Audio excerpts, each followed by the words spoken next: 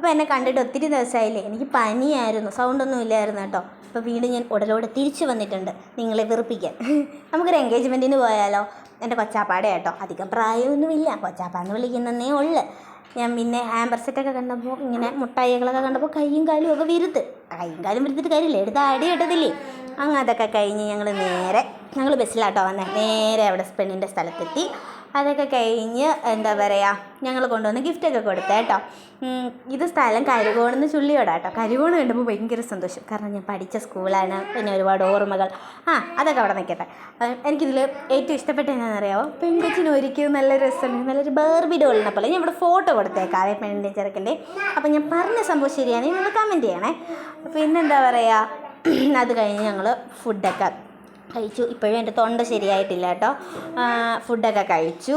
അത് കഴിഞ്ഞ് അവർ മുറിച്ച കേക്കൊക്കെ കഴിച്ച് ഞങ്ങൾ പിന്നെ അവിടെ ഒത്തിരി പൂവും കായൊക്കെ ഇട്ട് അതൊക്കെ പറിച്ച് നേരെ ബസ്സിൽ കയറിയപ്പോൾ പാട്ടിട്ടപ്പോൾ എൻ്റെ ഭയങ്കര ഡാൻസ് കളി.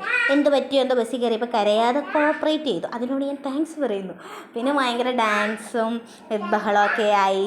അവിടെ ഒരുത്തി ഐസ്ക്രീം ബുക്ക് ചെയ്യുന്ന ഡാൻസ് കളിക്കുന്ന